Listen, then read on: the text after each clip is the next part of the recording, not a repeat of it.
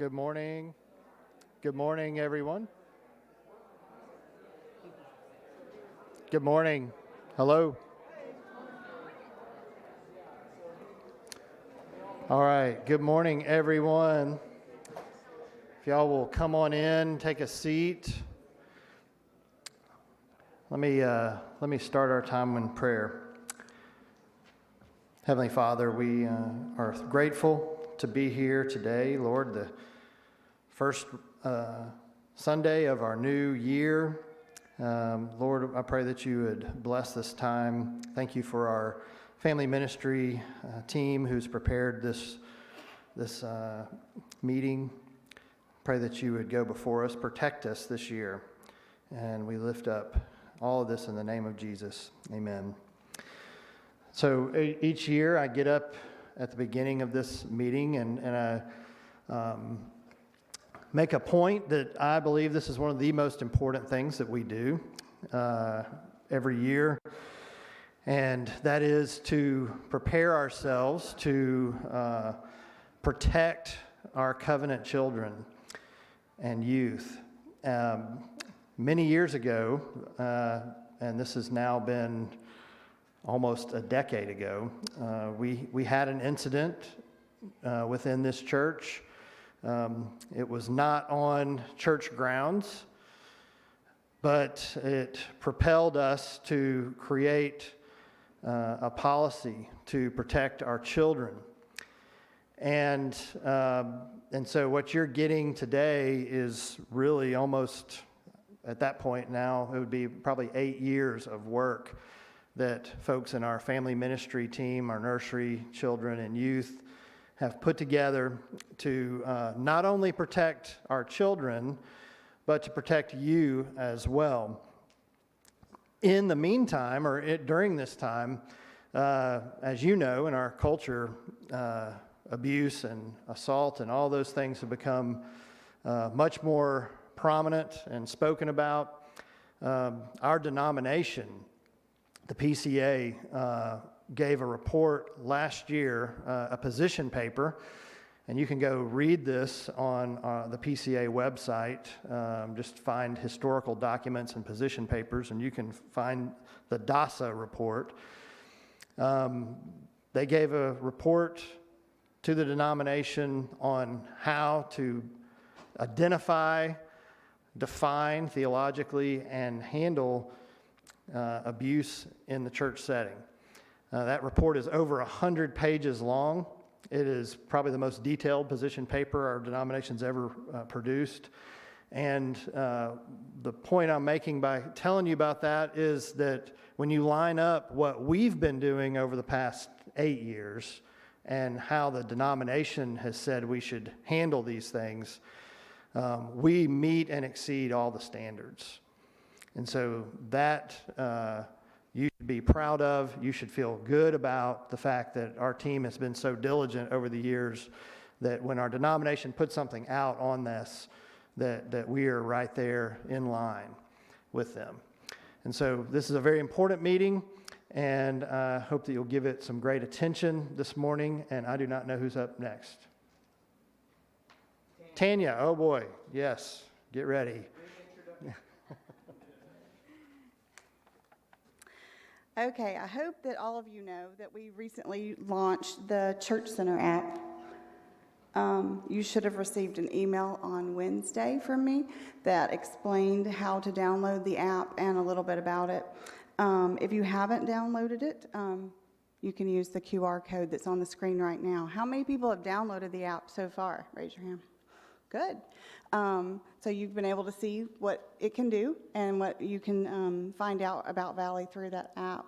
A few things that I just want to highlight, and you will be able to see when you go in there are events that are happening. You can save events to your Me tab in the app, and then they're there for you to find easily. You can see your volunteer schedule there if you're volunteering, and be able to see when you're supposed to serve. You can check in your family from your phone on Sunday mornings. You can register for events right there in the app and pay for them, and then those things will be saved to your Me tab as well. You can give or share a prayer request from the home screen.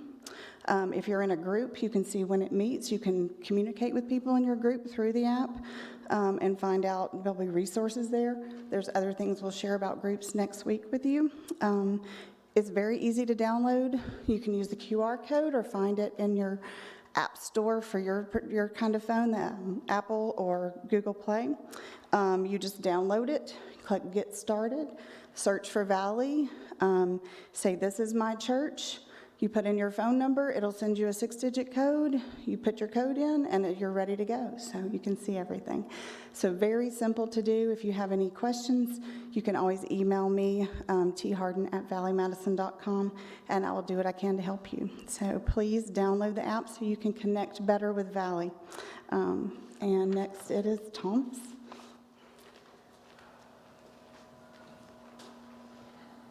All right, well, thank you.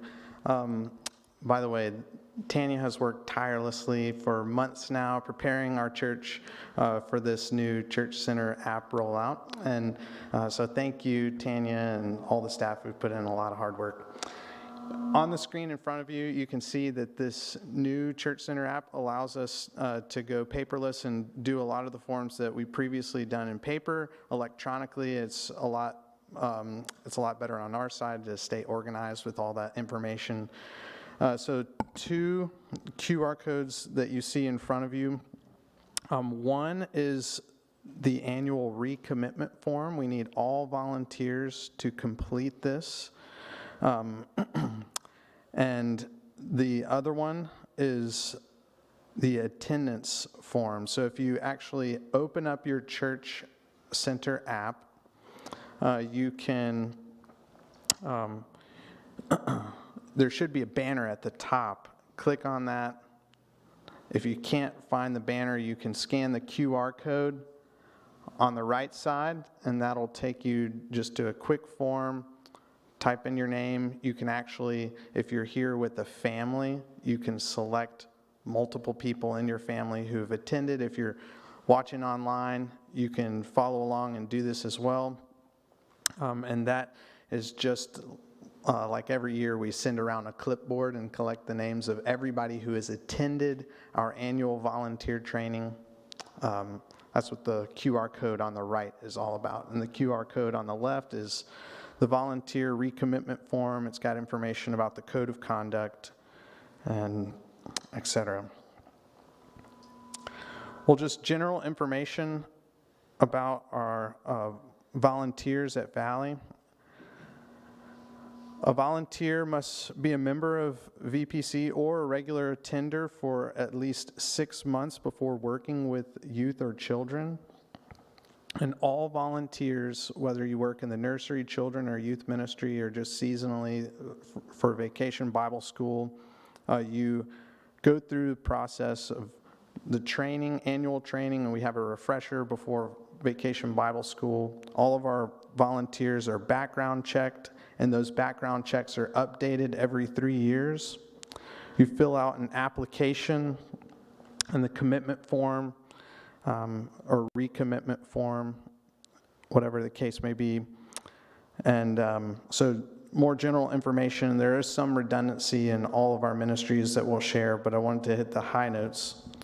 Please do not take pictures of our children when volunteering. If we have special events like Vacation Bible School, we have a photographer who's going around and taking pictures. And as a part of the annual registration for our children and youth, parents have the opportunity to choose whether or not they are okay with their children's pictures being posted online or on social media. And some parents check yes, and some parents check no. We have the list of that information, so we ask that volunteers, please do not take pictures when you're volunteering.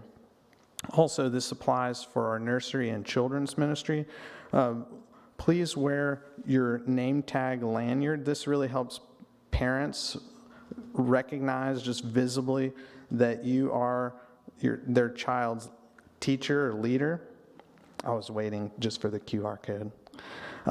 That way, they can just quickly identify that they have gone through this process. You have gone through this process. You've been trained. You have been background checked, etc. So please wear your lanyard when you serve on Sunday morning in the nursery or children's ministry, or if we have other children's events like Kids Night Out. And really quick, I'm just going to read through the code of conduct. We're hitting some highlights from our children and youth policies and code of conduct handbook. So I'm just going to read these out loud. Number 1, smoking and using tobacco on church property is prohibited. Using or possessing or being under the influence of alcohol or drugs is not tolerated, prohibited as well. Volunteers should abide by the guidelines set forth in the Child and Youth Protection Policy, which we're highlighting this morning. Volunteers with minors are required to dress in a manner that is respectful of the ministry and the kingdom of God. Workers and volunteers must treat all people of all races and religions and cultures with respect. Workers and volunteers shall not use or tolerate the use of profanity in the presence of minors. Workers and volunteers will portray a positive role model for minors by maintaining an attitude of respect, patience, courtesy, maturity. Workers and volunteers will be expected to act and react with Christian love and understanding in all situations. Workers and volunteers will do everything in their power to avoid being put in a situation where they are alone with a minor or other than children of their own. Workers and volunteers will contact the appropriate person in a timely manner if unable to fulfill their assigned scheduled responsibilities. All right, I'm going to turn it over to Adrienne. She's going to go over our sick and wellness policy, and then we'll hop back and forth between children and youth ministry. Oh. Good morning.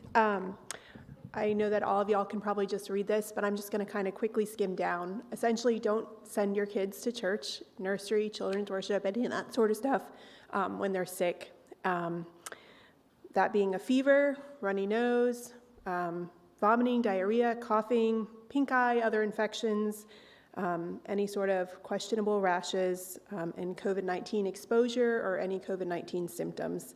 Of course, do that to the best of your ability and use your own judgment in regards to any of those things. Also, make sure you're not sending them, if you're giving them medicine to make the symptoms go away, that does not make them less contagious, especially in the nursery. Parents will be notified, especially in the nursery, if a child shows any signs of illness, and please contact one of us if any type of illness arises after attending a family ministry event.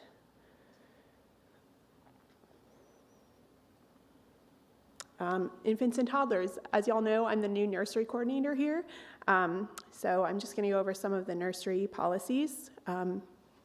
2 non-related adults need to be in each of the areas at all times. Someone has to step out. An adult in an adjacent room can observe until they return. If you're volunteering in the nursery for a week that has Sunday communities, please be sure to arrive by 9:10 and 10:20 for Sundays with no Sunday communities. Check-in and pickup will be by parents only. With the new planning center, when the labels print for your children, specifically for in the nursery, they will also print a security receipt. We will be requiring those at pickup. You must have them. Parents must be the people picking up, not grandparents, not family friends, and you must have that security receipt. That's specifically for security reasons. If we have volunteers, it's easier for, of course, us working in the nursery. We know most of the people in the church, but when visitors come, we don't know them. Food allergy policy. When you're registering your child in planning center or in church center, it'll ask you about allergies, and we will start serving snack this year in the nursery. So there's tables in each individual classroom. We'll serve a small snack of goldfish and animal crackers, and we need to make sure that hands are sanitized prior to serving the food with the hand sanitizer, and then we want to wipe all the hands off after snack time. Restroom time, 2 adults need to accompany the children to the restroom. One usually stands in the restroom and one outside, viewing the adult, keeping the adult and the child safe. And at the end of the worship service, and when we're closing up the nursery, if you're volunteering there, we need you to help kind of clean up, wipe down toys, if anything was in mouths, especially in the infant room. There's cleaning supplies in each of the classrooms too. If a child is injured, we have accident policy and reports that we need to fill out. Make sure to let the nursery leader know, who will then in return contact me, but we do need to fill out those forms. Emergency response, there are cribs in the infant and toddler 1 room that we can essentially drop the children in and push them out to the fenced-in area between the 2 modulars, or in a tornado. Later on in the slides, you'll see exactly where you need to go for the tornado safety area. Also, please let the leader know if there's anything broken in the classrooms or any batteries or if we're out of supplies or anything like that. And I'm going to turn it over to Tammy. All right, good morning. So a part of family ministry is discipleship, but this morning we're going to talk about discipline through discipleship, because as much as we love these covenant children, none of them are perfect, just like us. So there are times that we have to redirect, but we are only going to use kind words. Never, ever, ever use any kind of physical punishment, no harsh words, or failing to provide the care of that child. We don't want abuse or neglect with our children. But through that comes discipleship, and we don't want to just redirect and let it go and think that everything's all perfect from here on forward. We want to work with the children and work with the parents. That's why we are here as volunteers and working with these children. We are partnering with the parents in the discipleship of their children. While they are the number 1 disciplers, we're kind of the second line. We're right there with them. And so through that, we want to make sure that we are communicating with our parents when issues arise during the morning. We're going to handle them the best we can in the classroom. If situations arise where we need to get the parent during the classroom, it's okay. But as long as you are doing everything in your power to help that child work through it and not have to come get the parent, that would be preferable, and communicate afterwards. But those times do happen that we have to go get the parents during class time. The other opportunity for us is if there is an ongoing issue in a classroom, before we go get the parent, they can have some discipleship time with a ministry leader. So contacting either myself or Lauren Zekoff, one of us that are out there, especially during the Sunday school hour, if it's during the church hour, who's the leader that morning? Send the child to us, and we'll be in the fellowship hall where there's another adult in there, and we can sit and pray with them and talk with them and walk through that with them. But we just want that another layer of discipleship and partnering with our parents to help our children as they're growing and they're learning what's appropriate and what's not appropriate. And then under severe circumstances where they're just not quite getting it, because it happens, we will ask parents to attend the activity with the child, whether that be Sunday school, children's worship, D groups on Wednesday nights, whatever the case, whatever the activity is, we may have to ask the parents to attend with the children, just to have that extra set of hands, an extra layer of how can we help this child work through this situation. So next up is children's ministry. So all children should be checked in at the check-in kiosks. We have the new kiosks all set up in the fellowship hall. They are on the wall right behind the cross right here. There are 2 kiosks that you can check in your children, get name tags printed. They all need to be wearing their name tags, whether they're here for Sunday school, children's worship, nursery, whatever. Come get their name tags. And as always, there will be 2 adults in every classroom. Some of our different classes have a little different level where they might have additional youth helpers, but every class will always have 2 adult helpers. Our restroom policy, we do ask the parents, please take the children to the restroom before class time, because when you only have 2 adults in the classroom, it's really hard to take one of them away to go use the restroom. So we do ask that, but when situations arise where someone needs to use the restroom, if it's during children's worship, often one of the youth helpers will come and take the child down, but let the nursery leader know so that there's an adult that sees, and whoever's taking the child to the bathroom stays in the hallway. And you're only taking girls with girls, boys with boys. We're never going to mix and match here when we're taking it, when it's bathroom time. If there's a boy and a girl that need to go, then do your best to figure it out, whether you have to rotate or send 2 helpers if you have enough helpers, especially during children's worship. That opportunity can happen a little easier. Otherwise, grab the nursery leader is always your backup plan if you need a second adult to go be able to do that. Use the bathrooms in the hallway in the fellowship entrance. That way you're standing in the hallway, the child's in the restroom, and the nursery leader can see you. That way you've got that second adult set of eyes. So just always make sure you're checking in with the nursery leader. Hey, I'm taking a child to the bathroom. That way they know what you're doing while you're in the hallway and you're not disappearing. So that is your checks and balances. Children's Sunday community classes, I'm just going to hit this really fast. It looks like there's a lot of information. Biggest thing on this slide, we are changing for Sunday school for the children. Sunday community classes. We are not going to do assembly at the beginning. The kids are going to go straight to their classrooms, and they will get started right off the get-go, right at 9:30. So we are asking all of our teachers for Sunday community classes to be in the room, ready to go before 9:30, so that they can welcome the kids and give parents time to get up to their classes, so that they can participate in Sunday community classes as well. So during that time, they will have they'll have their lesson and all of that, which we'll go over more on our Taco Tuesday training with all of our Sunday community teachers. And then we will do assembly time at the end. So all the children from all the classes, pre-K through 4th grade, will be brought back downstairs, meet in the assembly area. We'll have a little assembly time, and then parents can pick up from there. Children can only be released to a parent or guardian. So parents, please come down and get your kids if you are one of those. But children can only be released to a parent or a guardian unless you communicate with us ahead of time. I know that there's some circumstances where there's a grandparent in town or something. Just communicate with us ahead of time and we'll work around those circumstances.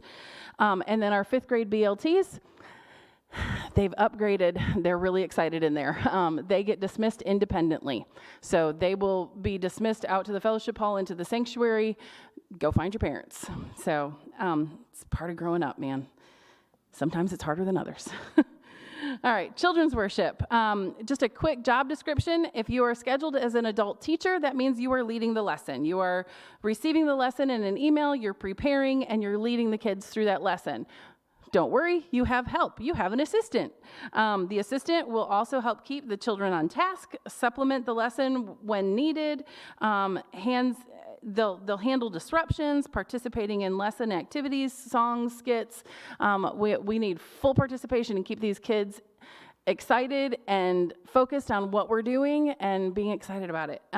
Youth and BLT helpers, that goes for you too. You are helping the teacher, you're helping the assistant, you are keeping children focused and engaged, and you are participating. That's a part of helping out and being in there. So if you are scheduled in children's worship, whichever one of these job descriptions, be ready to be hands-on and excited to be there. Next, we're going to look at kind of how it's laid out. As always, there's always at least 2 adults. This is one of those exceptions where we have actually more than that. We usually have at least 2, sometimes even 3, either youth or BLT helpers that are scheduled. Our BLTs, being that they are only 5th grade this year, they will not start serving until after Christmas. Before Christmas, this first semester, it will just be 6th grade and above. Second semester, we'll add in the 5th graders. On the Sunday you are scheduled, please check in with the ministry director, me. If I'm not here, Lauren Zekoff or someone like that, it'll be obvious somebody will be out there. Just check in with us. Let us know that you're there. Let's work together and make sure that your classroom is ready to go, that your lesson's all set up, that the chairs are set up, especially right now with Sunday school going on. The rooms kind of get a little messed up and they're not exactly in order to how you need them for children's worship. So just come help me out and let's get your classroom ready to go at 10:30 as soon as Sunday community classes are done. As children are signed in, line them up at the base of the stairs. We have a little hallway, makeshift hallway walkway going out in the fellowship hall to the stairs. Just get all the kids lined up in single file, make sure they're holding that railing. And at the end of children's worship, you're going to bring them back down, and there's 2 green benches right there at the base of the stairs. Just have the kids sit there, and they get dismissed only to their parent or guardian. And then next up is our emergency evacuation. So first is our tornado. If you look at the map, anything that's highlighted in yellow, so the restrooms on either side, the hallways on either side, the storage closet behind us, and the stage, this is your safe zone for a tornado.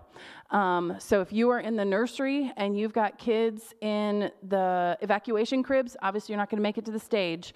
So try and hit bathrooms, hallways, let everybody else by, kind of thing, make sure that everybody's able to get safe. For a fire, in case of a fire, again, those of you with the safety cribs, you're going to have to get all the kids in the safety cribs and hightail it out the double doors. If you are upstairs in the classrooms on this side, there's an exit door on the back side of the fellowship hall. Go out that way. If you are on this side, you're going to want to go out the double door fellowship hall on this side. Go to there's a sidewalk, and go up to the green space in between the adult modular and the youth building. We are actually going to be doing a fire drill. I have it on the schedule to do next week with just our pre-K through 5th grade.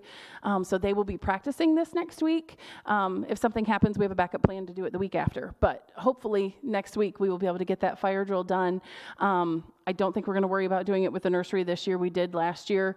It worked great. We got to see it happen once, but we don't need the kids getting all riled up.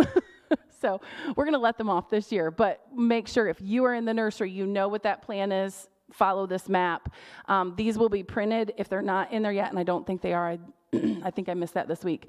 We will make sure we get these maps printed and posted in each of the classrooms so that you don't even have to think. You can just go look at it and go, this is where I'm going.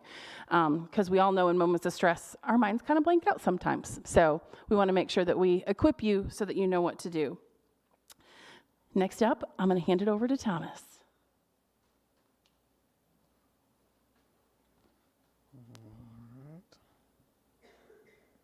All right. That's really small font. Just again, this applies to all nursery, children's, and youth ministry. We have a 2 adult leader policy, and this is to protect both our children and youth and the volunteers. All parents of youth, they have to fill out a youth registration form, and we have a kind of universal form that we're sending out to parents of children of all ages, but there's some youth-specific things in there as well, and one of those things is a release of liability. So in the past, I gather a release of liability paper form that I'd take with me on all of our off-site retreats or excursions around town, and so this year we'll be able to access all that information electronically. So parents will fill out the release of liability form, and often we're doing something that requires another waiver, like whitewater rafting or some dangerous adventure. So we're not going to talk specific about Sunday community classes or Sunday night youth group. We'll talk about that at our Taco Tuesday training, but I wanted to highlight some other things from the handbook, including rooming arrangements when we are away on a retreat. So rooming arrangements should provide for our youth the same sex to room together and adults of the same sex to room together. When possible, adults' rooms should be next to youth rooms, and youth rooms will be checked periodically through the night. Adults should not share rooms with children, and I'm thinking specifically of like hotel rooms here. Our arrangements are more like cabin style, so we're all together in one large sleeping area that's provided. And there's a ratio of students to youth, or students to chaperones of 1 to 6. So we try to bring a good number of chaperones in any retreat. Whenever possible, all activities with youth should have staff or volunteer that has a current certification for first aid, CPR. All of our staff have gone through that certification.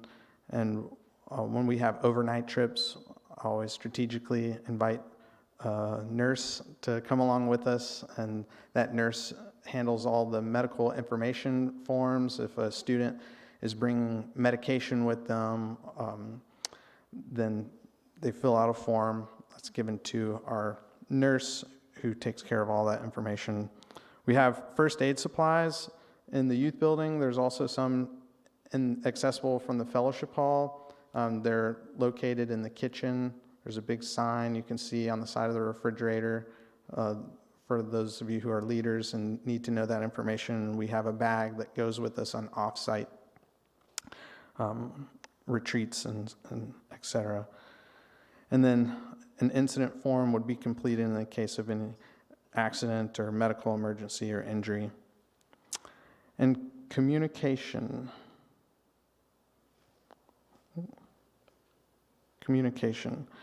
So when working with youth, we ask that you use good judgment and discernment at all times, and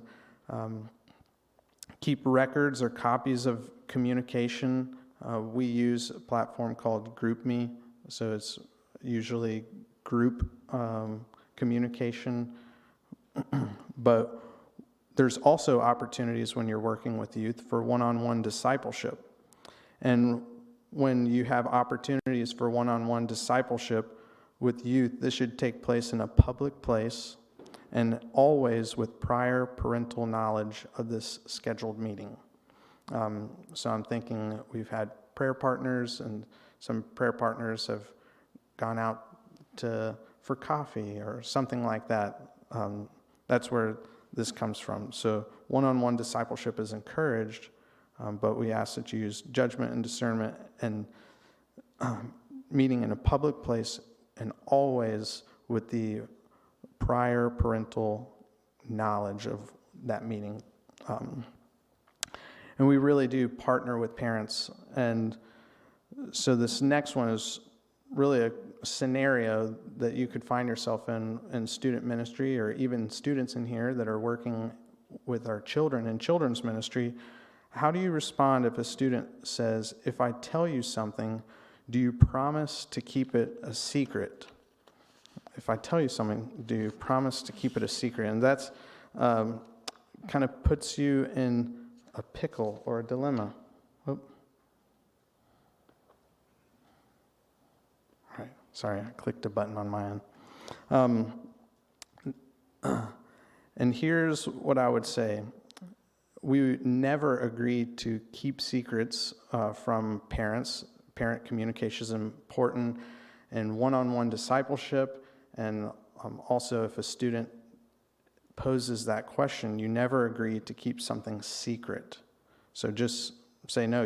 Instead, you can ask probing questions. Don't answer that question immediately, but you can keep asking questions. Encourage that child or youth also as they're sharing information, some of which might be very personal and hard to share. You can encourage that child's willingness to share. But our family ministry team, one of our core values is partnering with parents. So we communicate to our parents as well. And if you're a youth, this applies when you're working with our children's ministry. So if I tell you something, do you promise to keep it a secret? We don't keep secrets. Volunteers are required to have parent approval to contact a youth individually. If you text with that person or use social media or any other platform, we ask that you use discretion when contacting and meeting with youth. All right, now I'm going to invite up Josh Kepley. He's our elder representative for our family ministry team, and he's going to go over some information about child abuse and neglect training.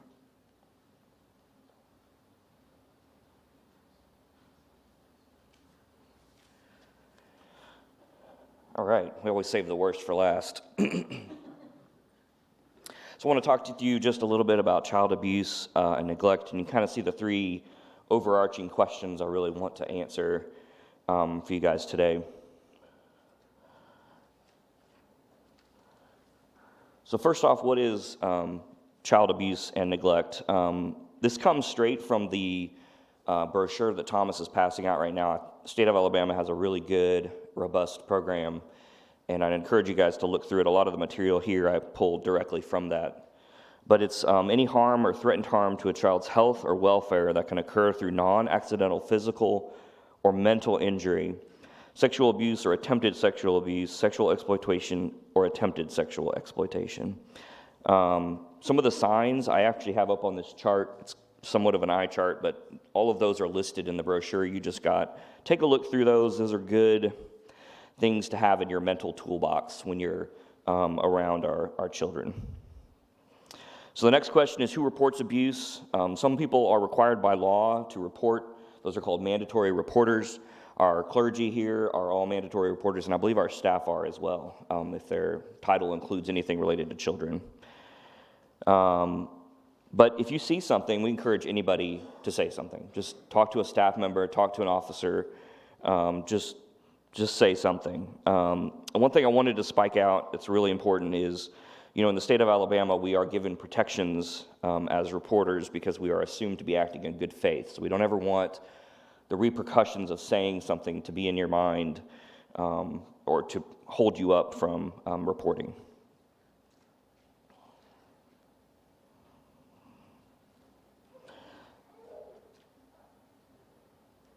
Sorry, trying to align my slides here. All right, there we go. All right, here's really the slide I want you guys to focus on. How do I know if it's really abuse? And I underlined number one because I think it's so important in these situations. It's trust your instincts. I had the privilege of serving as a reserve deputy with the Madison County Sheriff's Department for about 5 years, and my brother Jake serves as a deputy down in South Alabama for almost, he's been in law enforcement over a decade now. And I can tell you, instincts are a very important part of the job. They're not proof, they're not evidence, but they can key you in to ask that next question or to focus, allow you to focus on a particular behavior or thing that you're seeing. So trust your instincts. God gives us instincts, trust them. Once that has keyed in, a really great thing you can do is take notes. Everybody has a notes app on their phone. Just get that out. Write down what you're seeing. Write down what you're feeling. Write down what you're thinking. And then look at the facts. And then the first step really is to have a conversation with a staff person or one of the officers or clergy of the church. And once that has begun, we have a very succinct and defined reporting policy that I have a couple of the first steps, and these, what you see up on the chart, are actually from our policy. This is what we do in these instances. There's no uncertainty there when it comes to that. Lastly, I wanted to spike this out. If you've been at Valley at any length of time, you may have seen a baptism before. And that bottom italicized quote is from our BCO. This is a vow that we ask each of our congregants to take every single time we baptize one of our covenant children. And I actually learned last night, I was reading the BCO, and this particular vow is actually optional in our congregation. But I was texting with William last night about it, and he told me, and I love this, and I just wanted to share this with you. He told me that if the child being baptized is a member of, their parents are a member of Valley, he doesn't consider this vow optional. And I love that because this vow speaks to each of us have a responsibility to protect our kids. It's not just with the staff, it's not just with the leadership. Each of us bears that responsibility as volunteers, and it's not optional. It's a important privilege that we get to be a part of protecting the kids here at Valley. So that's all I got. Thomas, are you?